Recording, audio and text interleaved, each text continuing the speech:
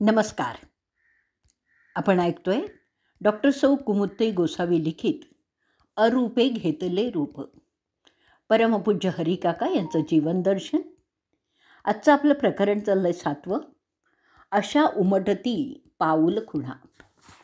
हरिकाकांच्या लौकिक आणि पारलौकिक जीवनाचा वेध घेणं, त्यांच्या व्यक्तिमत्वाचे विविध पैलूंनी दर्शन घेणं म्हणजे आकाशातल्या चांदण्या मोजण्यासारखंच आहे.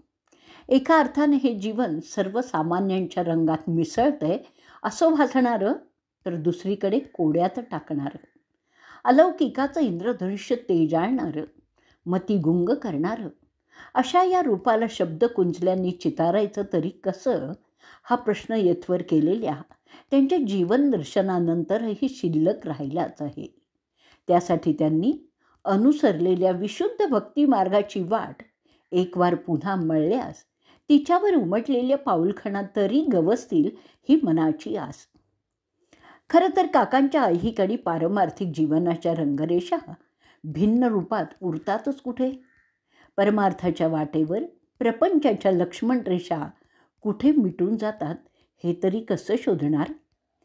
जिथे दोहोतील अद्वैतच प्रत्ययाला यावं तिथे व्यवहारी जगाच्या मोजपट्ट्या कशा लावता येतील.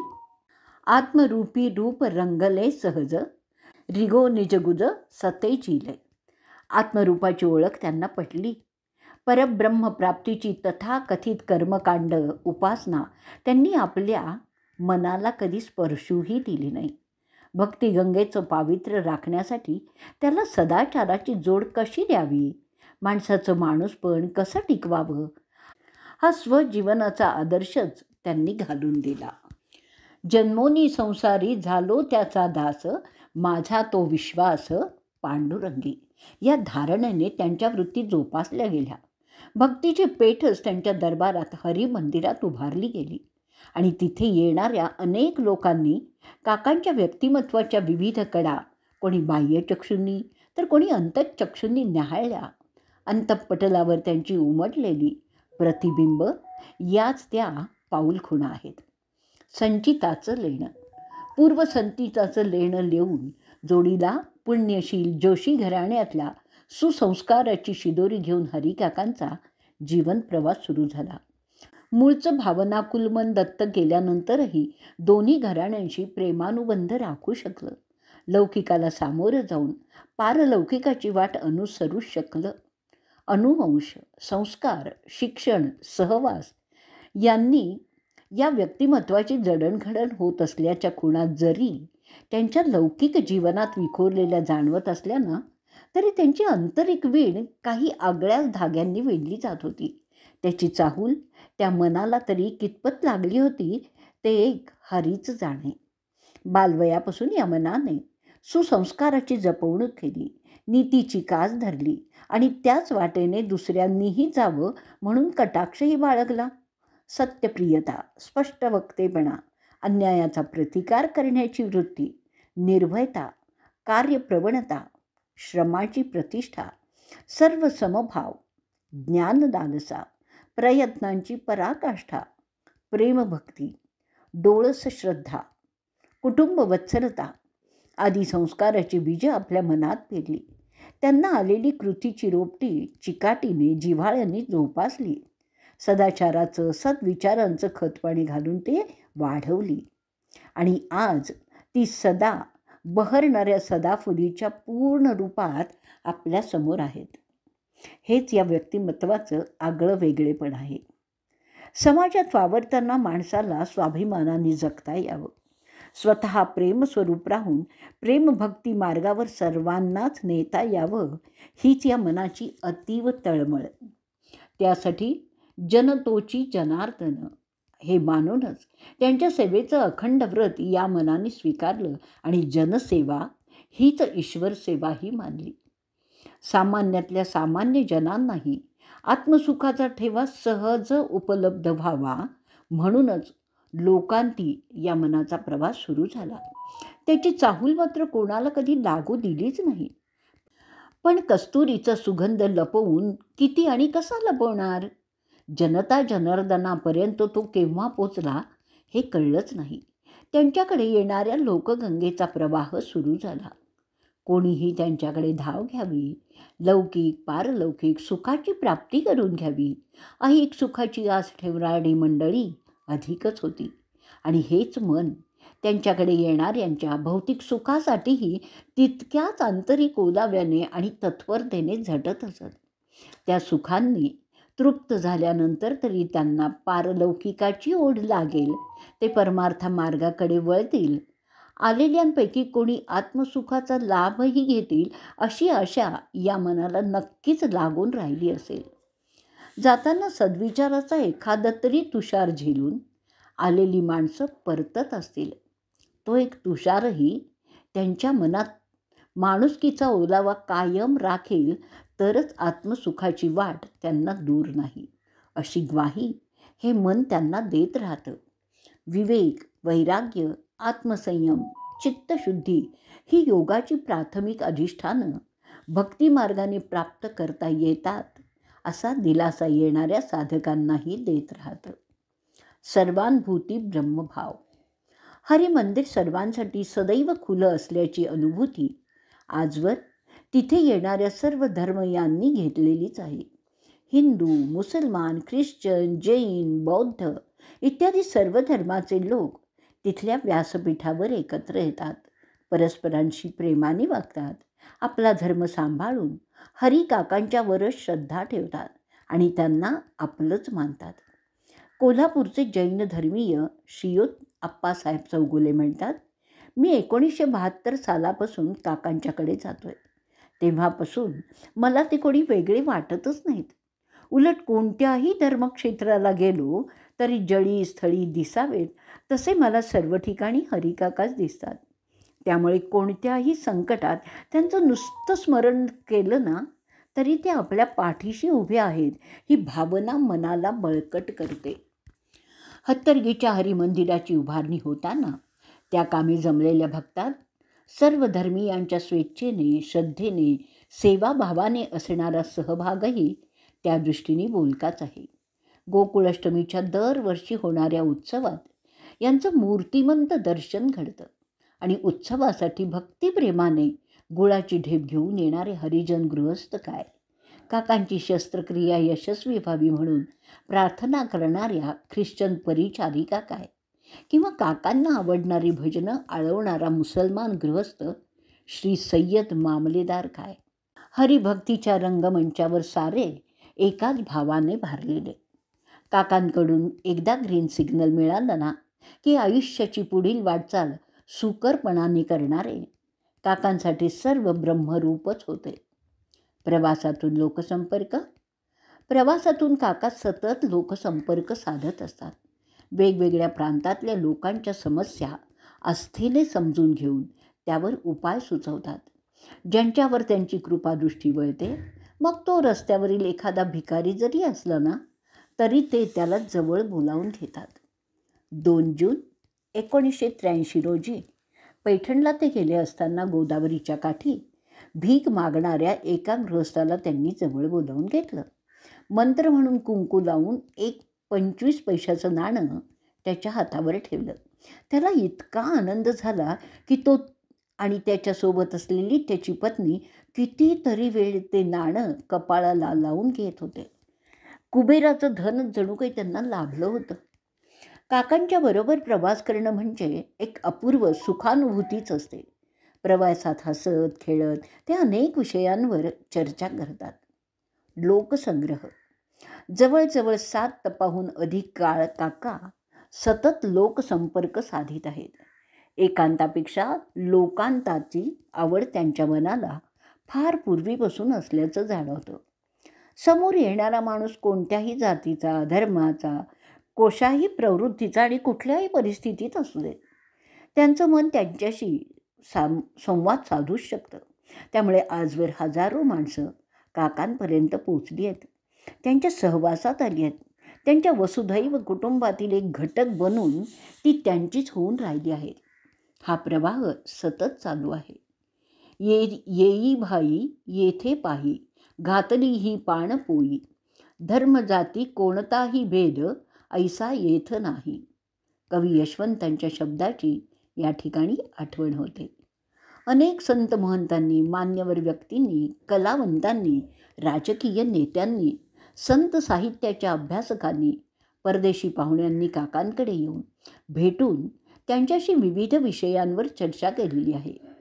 पुरीचे शंकराचार्य, श्रीमद जैन मुनी श्रीपाय सागरजी, विनोबाजी भावे, कांची कामकोटीचे श्रीमद शंकराचार्य जयेंद्र स्वामी, जैन मुनी Elacharya, Dayanand Bandodkar, Dattabal, Chandrashekhar, Shrimant Sumitraraje Bhosale, American doctor Donaldson, doctor यू.म. पठाण यांचा प्रामुख्याने उल्लेख करायला हवा.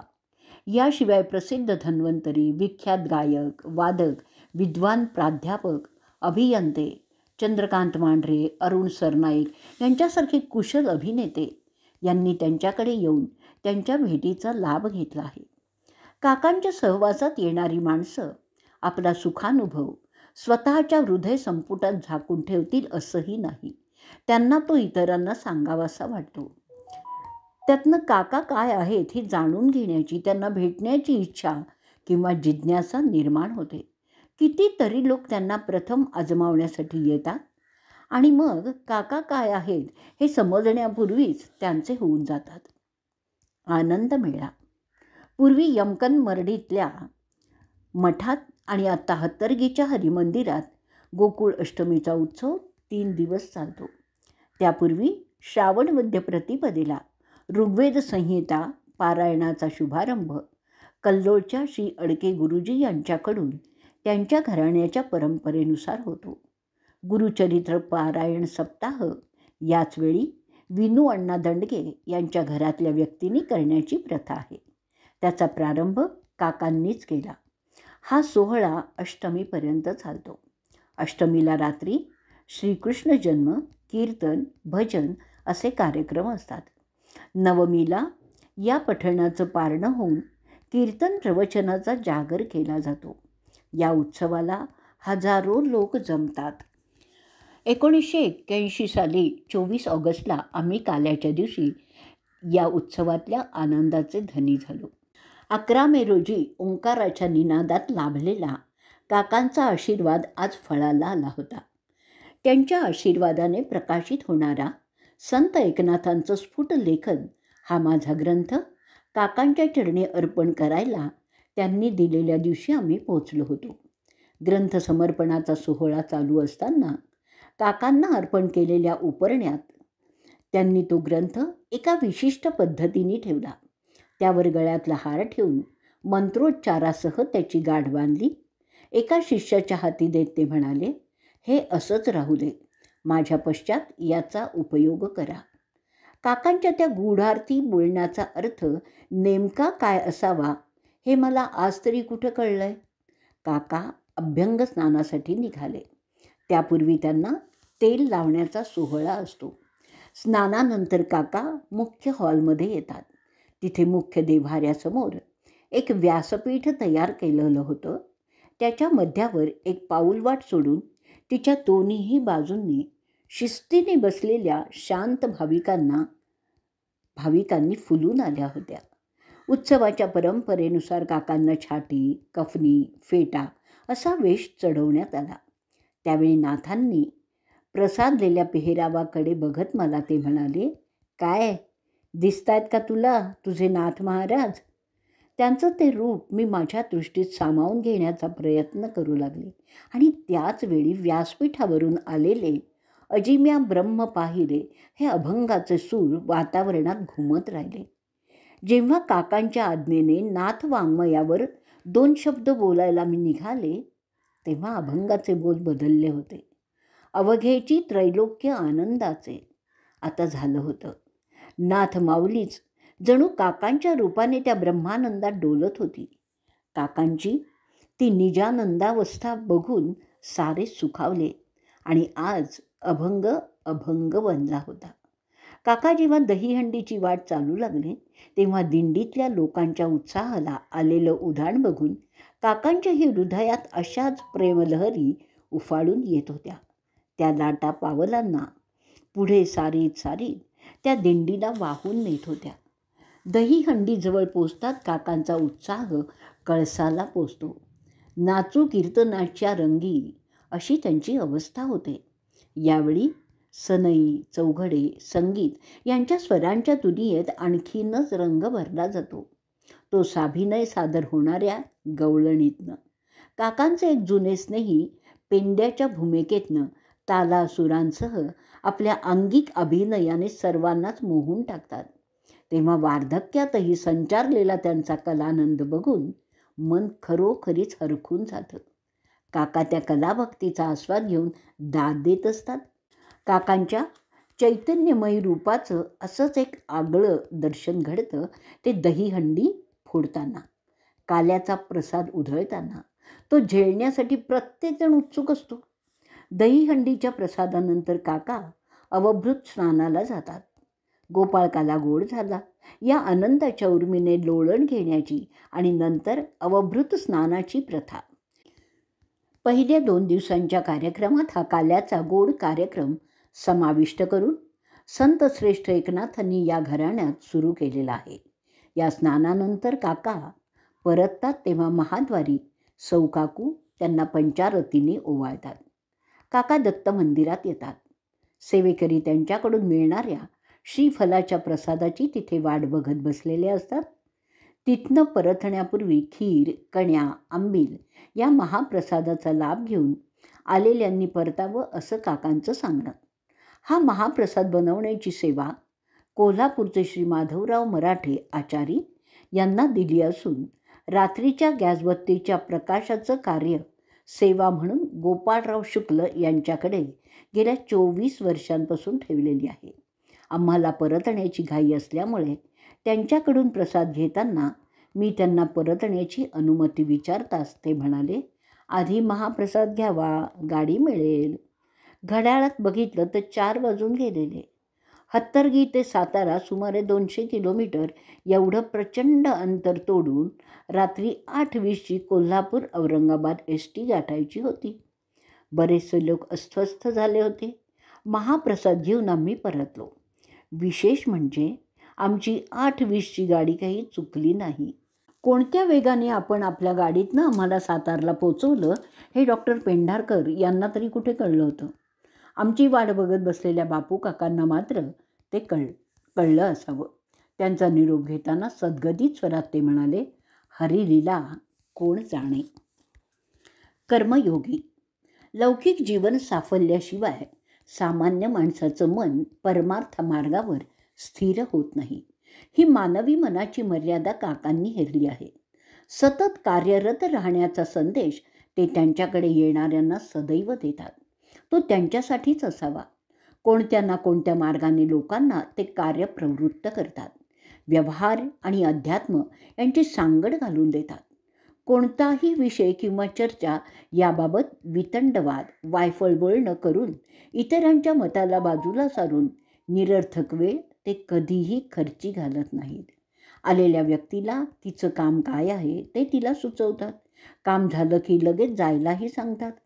अनेक संस्थांची, व्यवसायांची सुरुवात, दुकानांची उद्घाटनं, उद्योगांचा प्रारंभ, घर बांधणी यासारख्या कितीतरी प्रसंगी काकांनी अनेक वेळा स्वतः हजर राहून लोकांना प्रोत्साहनही दिलं आहे. कोल्हापूरच्या सौ निर्मलाताई हमलाई सांगतात की आमच्या व्यापारी धंद्याच्या काळात अत्यंत बिकट परिस्थिती होती. तेव्हा आम्ही काकांच्याकडे गेलो. त्यांनी आम्हाला धीर देऊन काही नियम दिले. त्याप्रमाणे आमच्या स्थितीत पालट झाला, परंतु कर्ज पूर्ण फिटलं नव्हतं. त्यावेळी मी या संदर्भात काकांना विचारलं असताना ते म्हणाले, तुझं जोवर कर्ज फिटणार नाही तोवर तुझ्या पाठीशी मी आहे, तोवर मला हा देह सोडता येणार नाही. काकांच्या वचनाने आम्हाला दुहेरी आनंद झाला आणि वाटलं आपलं कर्ज कधी फिटूच नाही आहे. काकांसारख्या अविरत काम करणाऱ्या कर्मयोग्याची कार्यासंबंधीची तळमळ आणि त्यातनं मिळणारी चेतना दोन्हीही अपूर्वच आहे. आदर्श शिक्षक. विद्यार्थी हे काकांचं जणू दैवतच आहे. विद्यार्थ्यांनी निर्भय बनावं, सत्याग्रही राहून आपलं काम निष्ठेने, एकाग्रतेने पार पाडावं म्हणून काका प्रयत्नशील असत. त्यामुळे ते त्यांच्याशी वागताना त्यांचे आई, वडील, गुरु, सखा अशा सर्वच भूमिका स्वीकारून त्यांची मायेची, मार्गदर्शनाची भूक भागवीत असत. काय बोलावं, काय बघावं, काय वाचावं, जीवनात कसं, कुठे थांबावं, सामोरं कसं जावं, परस्परांवर कसं विशुद्ध प्रेम करावं इत्यादी संस्काराची फुलं काकांनी आपल्या विद्यार्थ्यांवर उधळली. त्यांच्या कार्यसुगंधाचा आस्वाद घेत आणि देत त्यांनी पूजा बांधली. त्यांच्यावर प्रेमाचा वर्षाव केला. त्यामुळे त्यांच्याशी विद्यार्थ्यांचं अतूट असं नातं प्रस्थापित झालं. त्यांचे विद्यार्थी विद्यार्थिनी आज मोठ्या अभिमानाने अशी साक्ष देतात. बोल अमृताचे. काकांची वाणी म्हणजे अमृतवेलच. तिचा कानाला मनाला होणारा स्पर्श मोठा संजीवक वाटतो. अमृतात भिजलेली ती वाणी ऐकतच राहावीशी वाटते. एखादा पट्टीचा विद्वान, बुद्धिवादी, तरकट वृत्तीचा त्यांचा विरोधक त्यांच्याकडे गेला ना तरी त्यांच्या अमृत बोलांनी तो प्रभावितच होतो. त्याचा अहंकार गळून पडतो. अत्यंत अर्थपूर्ण शब्दातून जीवन व्यवहारातील सहज उमगणाऱ्या दृष्टांत दाखल्यांच्या साहाय्याने समोरच्या माणसाचा वेध घेत घेत त्याला संतुष्ट करीत या वाणीचा प्रवाह खळाळत राहतो. कधी कधी ही वाणी वरवर रुद्रावतार धारण करते. त्यावेळी खरी कसोटीच लागते. क्षणार्धात ते रौद्र रूप बदलतं आणि माऊलीहूनही मवाळ असलेल्या त्यांच्या अंतर्यामी उसळणाऱ्या मधुर वाणीचे नाजूक झंकार निनादायला लागतात. या वाणीने आजवर हरिमंदिरात येणाऱ्या माणसांच्या मनाची जपवणूक केली आहे.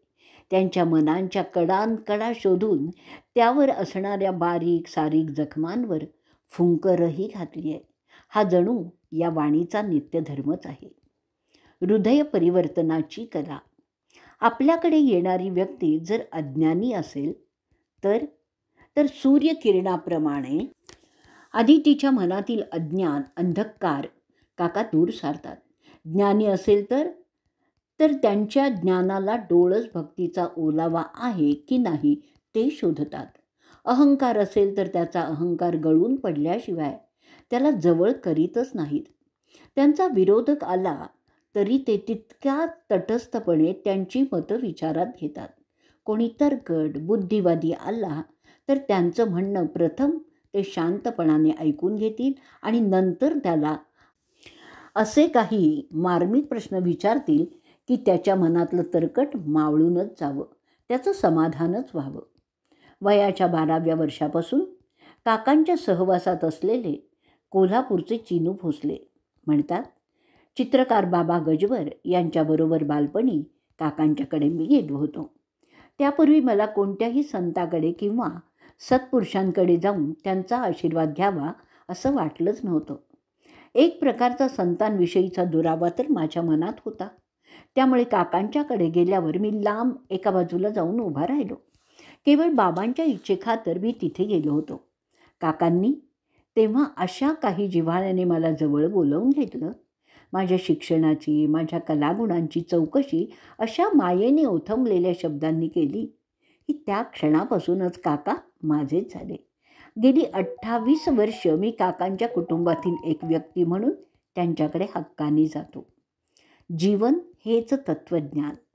हरी काकांनी स्वतंत्रपणाने लेखन केलेलं काही आढळत नाही. पण एक मात्र खरं की त्यांचं प्रत्यक्ष जीवन हेच एक तत्त्वज्ञान मंदिर असल्याचं सर्वांनाच जाणवतं. त्यांच्या प्रत्येक कृती उक्तीला तत्त्वज्ञानाचं अधिष्ठान असल्याचा प्रत्ययही येतो. काकांचं साधं बोलणंही तत्वाधिष्ठितच असतं. त्यांना जर आपण आपल्या जीवनातील एखादी विपरीत घटना, एखादा विपरीत प्रसंग सांगायला गेलो की ते सहज विचारतात, असं का व्हावं? म्हणजे प्रथम ते आपल्याला विचारप्रवण करतात. नंतर आपल्याच मदतीने त्या समस्येची उकल करून दाखवतात. समाज घटकाला चालू काळात समर्थपणाने जगता येणं हेच त्यांचं शिक्षण आहे असं ते मानतात. ऐकणं हा कानाचा आहार. तेव्हा काय ऐकावं यासंबंधी आपण आपलं तत्त्व पाळतो. बघणं डोळ्यांचा आहार आहे. तो सुखाचा कसा होईल याचा विचार आपण करतो. तसंच ज्या अन्नावर आपल्या देहाचं पोषण होतं त्याचं पावित्र्यही आपण जपायला हवं, असंच काकांचं म्हणणं आहे. परान्ने जीवा यज्ञ यथार्थ, मग जीवा सामर्थ्य कैचे, हीच तर त्यांची भावना. त्यांच्याकडे येणाऱ्यांनी सर्वार्थाने मोठं होण्याची अभिलाषा बोलून दाखवली तर ते त्याला म्हणतात स्वतःबरोबर दुसऱ्याला मोठं करण्यात खरं मोठेपण आहे. माणसं घडवायची असतात आणि जे घडवल्याने साधेल ते मोडल्याने साधेल का? जगात वाईट संपवून कधी संपेल का? आपण वाईटात भर घालीत नाही ना, एवढी फक्त काळजी घ्यावी. सर्वांचा देव एकच आहे आणि तो असौ आदित्य ब्रह्म. जर सर्वं ब्रह्ममय जगत म्हणजे सर्व जगच ब्रह्ममय आहे, तर भेदाभेदाच्या भिंती हव्यातच कशाला, असा त्यांचा विचार आणि आचार. सर्व धर्म सारखे मानून परधर्मावरही प्रेम करावं, हीच तर त्यांची शिकवण. कोणाला काही वाचायला सांगितलं की ते म्हणतात वाशील तरच वाचशील. अडलेल्यांना मदत करा, हे तर खरं व्रत आहे. त्याचा वसा घेऊनच काका मठाचे सेवक बनले. मनोनिग्रहाला काका अत्यंत महत्त्व देतात. तो साधण्यासाठी ते नियम देतात. चराचरात जी सुप्त शक्ती आहे ती जागृत करण्यासाठी मनोनिग्रहाची नितांत आवश्यकता असते. माणसाला आवश्यक त्यावेळी वाईट भाग बाजूला सारून सन्मार्गावर आणून सोडण्याचं कार्य मनोनिग्रहच करत असतो. प्रयत्नवाद ही त्यांच्या यशाची गुरुकिल्लीच आहे. चांगलं वाचायला मिळालं की चांगला माणूस घडतो. त्या चांगल्या माणसाने नेहमीच चांगली माणसं घडवण्याचा प्रयत्न केला तर जगातलं चांगुलपण वाढत राहतं. काकांनी अनेक चांगली माणसं घडवण्यात अलौकिक कार्य जीवनभर चालूच ठेवलं आहे. आधी कृती नंतर मुक्ती हे तत्त्व ही स्वतः आचरणात आणलं. अहमदनगरचे राज्य परिवहन विभागीय आयुक्त श्रीयुत अधिकराव पाटील म्हणतात, आपल्याला काकांनी शिकारीच्या आत्यंतिक छंदातनं सोडवून आपल्यातलं हरवत चाललेलं माणूसपण दिलं. काका म्हणतात, देवळातल्या देवांच्या मूर्तींना आपण पाणी घालतो, परंतु त्याच देवळांच्या भिंतीवर असलेल्या झाडांना कुठे पाणी घालतो? तरीही ती वाढतातच ना. मग या देहाची चिंता कशाला? ज्याने तो निर्माण केला आहे तोच त्याची काळजी वाहील. आशीर्वाद देताना काही वेळा काका दुसऱ्याच्या भाळी कुंकू लावतात. तेही एका विशिष्ट पद्धतीने. 2 भुवयांमध्ये एका विशिष्ट जागी जिथे आज्ञाचक्र आहे त्या जागी ठसठशीत असा कुंकवाचा टिळा लावून तिथलं आज्ञाचक्र सदैव सुनियंत्रित राहावं असाच त्यांचा हेतू असावा. प्रपंचच परमार्थ. संत एकनाथांचा वारसा चालवणाऱ्या हरिकाकांनी त्यांच्या गृहस्थाश्रमाचा त्याच वृत्तीने स्वीकार केला. सामान्य माणसांना प्रपंच हा खोटा असं कितीही आवर्जून सांगितलं तरी तो त्याला टाकता येत नाही.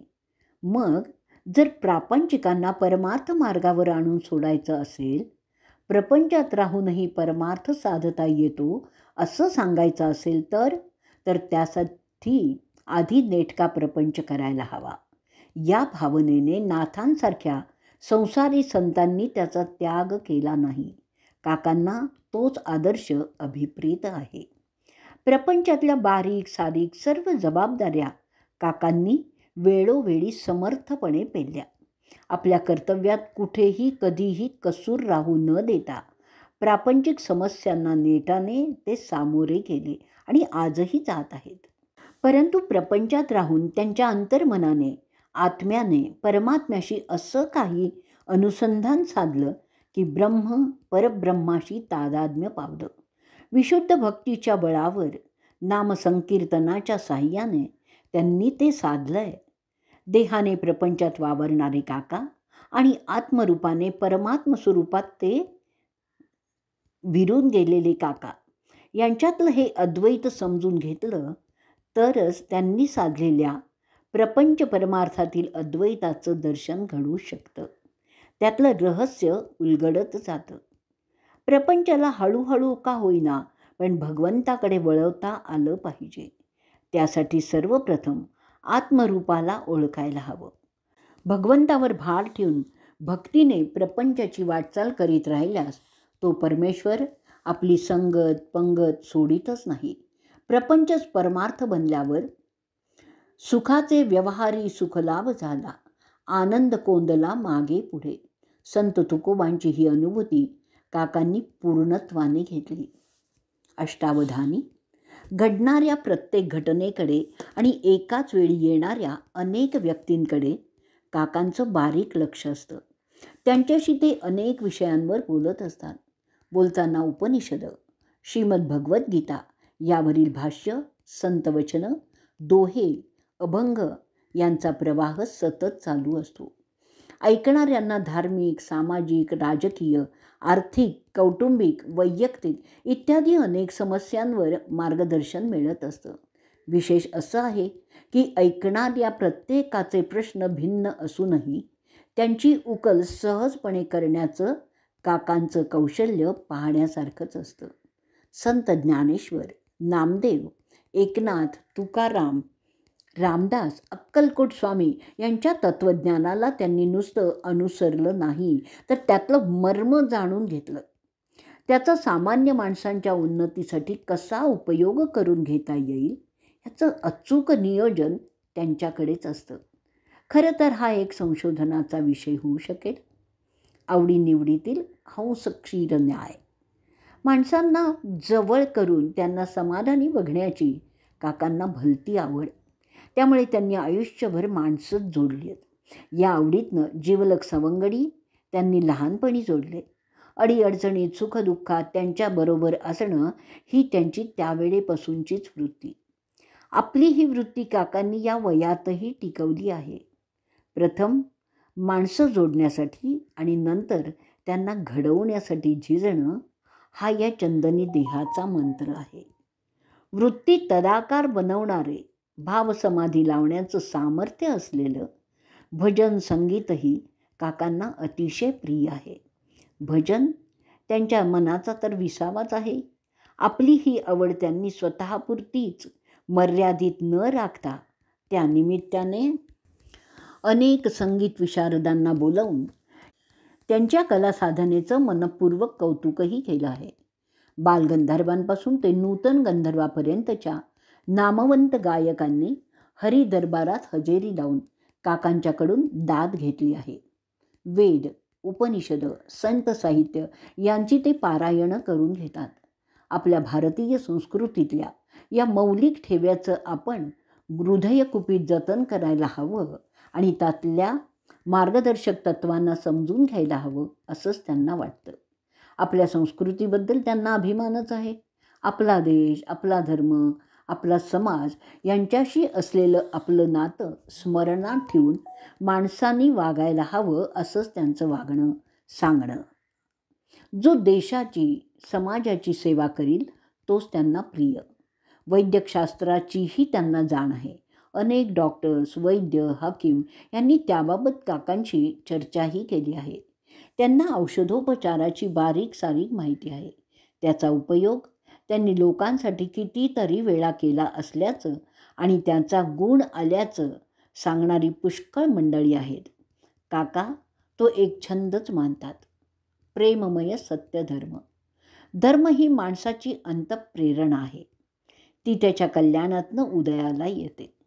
माणसाच्या कल्याणाला छेद देणारा कसला धर्म, अशी काकांची धारणा. कोणत्याही एखाद्या धर्माचं, पंथाचं लेबल माणसांनी लावून घेतलं की त्यानुसार आचारविचारांची बंधनं तो आपल्यावर लादून घेतो. त्यातून तो पुन्हा मी आणि माझा धर्म याभोवती रुंजी घालायला लागतो. त्याला धक्का पोचला की संघर्ष, युद्ध, फुटीरता निर्माण होते. माणसातला माणूस हरवून जातो. काकांच्या मते जगावर प्रेम करणं हाच खरा माणसाचा धर्म आहे. आपण कोण आणि आपला जन्म कशासाठी यातल्या सत्याचा शोध घेणं, त्याप्रमाणे वागणं ही खरी नीती आहे. त्यासाठी कोणत्याही मत आणि पीठाची गरजच नाही आहे वा कर्मकांडाविषयीची कासही धरावी लागत नाही. स्वच्छ, प्रांजळ, सश्रद्ध मनाने सत्कर्म हाच देव मानून कार्य करीत राहिल्यास धर्म अधर्मातले द्वैत बोकाळणार नाही. त्यामुळे राष्ट्राची ताकद वाढेल. परंपरेच्या, रूढींच्या, प्रस्थापित अनावश्यक मूल्यांच्या पलीकडे जाण्याची जिद्दच हवी. नव्याने स्वागत करण्याची तयारीही हवी. वर्तमानात रमणारे सृजनशील मन आवश्यकच आहे. काकांच्या मनाने ही झेप घेतली आहे. त्यामुळेच तर ते वास्तवात रमू शकत. वास्तवातला आनंद मुक्तपणाने घेऊन त्याच्या पलीकडे ते पोचू शकत. जुन्याचा आदर राखून नव्याशी समरस होऊ शकतं. त्याच्यावर प्रेम वर्षाव करू शकतं. स्वयंभू गुरुत्व. माणसाला तो अडेल तिथे वाटाड्या हवा असतो. तोच जर योग्य वेळी सापडला तर त्याची गती खंडित होत नाही. काळाबरोबर धावण्याची त्याची मानसिक तयारी हवी. साधक नेहमी सद्गुरूच्या शोधातच असतो. सद्गुरूच आपल्याला हवी असलेली वाट दर्शवतील हा त्याचा विश्वास असतो. कितीतरी लोकांचा हा विश्वास काकांनी सार्थ केला आहे. कोणत्याही पारंपरिक उपचारविधींचा अवलंब न करता माणसाच्या मनात एकदा भक्तिबीज अंकुरलं, त्यांनी त्यावर श्रद्धा आणि श्रद्धेचं चिंतन केलं की त्याला विश्वासाची पालवीच फुटते. निश्चयाची फळं लागतात अशी अनुभूती घेणारी, काकांकडे येणारी अनेक माणसं आहेत. सद्गुरू कृपामृताची गोडी त्यांनी चाखली आहे. त्यांच्या जीवनाला दिशा लाभलेली आहे आणि त्यातूनच त्यांना आत्मोन्नती साधता यावी म्हणूनच काका पुढचा मार्ग त्यांनाच शोधायला लावतात. त्यांची वाटचाल नीट व्हावी याची काळजी ते घेतात. सद्गुरू कृपे केली मज कृपा, ब्रह्मानंद सोपा केला मज या भावनेने त्यांची पुढची वाट भारली जाते. काका आपल्याकडे येणाऱ्यांना नेहमी सावध राहायला सांगतात. व्यवहारी जगाचं भान राखायला सांगतात. एका गृहस्थाला पोटाचा आजार अल्सर झाला असताना तो काकांना त्यावर उपाय सांगा म्हणून म्हणाला. त्यावेळी काका स्वतःच्या पोटावरच्या शस्त्रक्रियेची खुणा दाखवीत त्याला म्हणाले, संत किंवा सद्गुरू कुणाचं प्रारब्ध बदलत नाहीत. फक्त ते सुखाने भोगण्याचा मार्ग तेवढा दाखवतात. त्यात काही अडसर आल्यास तो दूर करतात. तसं नसतं तर सर्व संन्यासी डॉक्टर झाले नसते का? तेव्हा या देहाचे जे धर्म, जे उपचार ते त्यावेळी करायलाच हवेत. काकांच्याकडे गुरुत्व आपणहून चालत आलेलं असलं तरी त्यांनी ते इतरांवर कधीच लादलं नाही. उलट त्यांच्याकडे येणाऱ्या व्यक्तीने अंधश्रद्धेने शिष्यत्व न स्वीकारता तिने आधी स्वतःला ओळखायला शिकावं असंच ते सांगायचे. आत्मानुसंधान. स्वीकृत कार्यात दैनंदिन व्यवहारात माणसाने मनाची एकाग्रता साधल्यास ईश्वराशी अनुसंधान साधता येतं. मनाची ही सहजावस्था साधणं म्हणजेच ध्यान. आपल्या कार्यावरील निष्ठा हे अनुसंधान साधण्यास मदत करीत असतं. प्रत्येकाला गुरु साक्षात्कारी पूर्ण ज्ञानी भेटतील असं नाही. म्हणून आत्मगुरूचा मार्ग निर्वेधच मानायला हवा. नाना चमत्कारांच्या सिद्धींच्या साह्याने भौतिक सुखाची क्षणिक प्राप्ती करून देऊन आपला प्रभाव पाडणारे पुष्कळ गुरु भेटतात. त्यांच्या नादाने भाविकांच्या बरोबर काही बुद्धिवादी माणसंही त्यांच्या जाळ्यात अडकतात. अशा लोकांना काका परखडपणे सांगतात, एका हरीचा मार्ग धरा. तो हरी तुमच्यातच आहे याचं नित्य स्मरण ठेवा. क्षणभंगूर सुखाच्या मागे लागून चिरंतन सुखाला मुकू नका. आत्मानुसंधान सोडू नका. सक्तीने किंवा नुसत्या बाह्य उपचारांनी मनाची शांतता लाभत नाही. तर त्यासाठी आपल्या वृत्तीतच हळूहळू बदल घडवून आणणं आवश्यक आहे. त्यासाठी नामस्मरणाचीच गरज आहे. त्याने मनाला एक वेगळं सामर्थ्य प्राप्त होतं. आनंदयात्री. जीवनाला आनंदवन बनवायचं असेल तर त्यासाठी प्रथम जीवनाचं आनंदरूप जाणून घ्यावं. दुसऱ्यांना आनंद, सुख, प्रेम देण्यातच समाधान वाटणं हा खरा परमार्थ आहे. काकांचं प्रत्यक्ष जीवन हा याचा वस्तुपाठ आहे. नम्रता, विचार आचारांची शुद्धता, मनाची निर्मलता ही काकांची अलंकार भूषणं आहेत. त्यांची स्तुती करणाऱ्यांना ते सांगतात की स्तुती करावी परमेश्वराची, करू नये व्यर्थ कधीही नराची. देहभावाच्या आसक्तीचे मेघ त्यांच्या मनात कधी गोळा होतच नाहीत. त्यामुळे तर ते सर्व काही करून अकर्तेच राहतात. इतर दैवत, संत, महात्मे यांच्या संबंधी ते आदरभाव व्यक्त करतात. त्यांना विनम्र भावाने अभिवादनही करतात. त्यांची भक्ती मात्र डोळसपणाने करायला हवी असं ते बजावतात. त्यांना चमत्कार, साक्षात्कार यांचं अंधश्रद्धेने या दांभिकपणानेच तो माजवणं अजिबात मान्य नाही. त्याला ते मनाचा दुबळेपणा मानतात. आपली कृती नैतिकतेवर अधिष्ठित असेल, अंतःकरणाच्या गाभाऱ्यातनं जर तिचा जन्म होत असेल तर ती सदैव आनंददायीच होणार हा विश्वास ते देतात.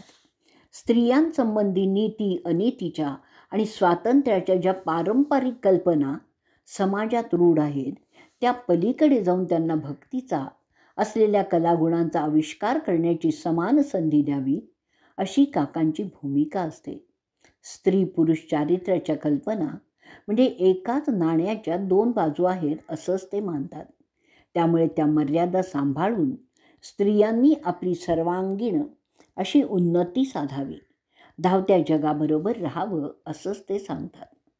काकांची प्रसन्न काया, प्रेमवात्सल्याने निथळणारी स्नेहभरी दृष्टी, त्यांची रसाळ मधुर वाणी, तिच्यातलं नर्म खुसखुशीत विनोदाचे तुषार माणसाला क्षणार्धातच आपलं करून टाकण्याची कला, लोकांच्या सुखाचा त्यांना लागलेला ध्यास, जीवनाच्या अंगचा घेतलेला अनुभव, हे सारं बघितलं ना म्हणजे या जीवनाचा आजवरचा प्रवास हा कितीही काटेरी मार्गावरून आला असला किंवा झाला असला तरी तो स्वसामर्थ्याने स्वतःला जाणून परमात्म्याशी अनुसंधान साधल्याने जीवन एक आनंद यात्रा आहे. आणि जीवनातील चारुता, मूर्तिमंत रुजुता, जनसेवा संमेलना साधणारे काका म्हणूनच एक आनंद यात्री आहेत असं वाटू लागतं. आजचं प्रकरण 7वं इथेच आपलं संपूर्ण होत आहे. श्री गुरुदेव दत्त. दिगंबरा दिगंबरा श्रीपाद वल्लभ दिगंबरा.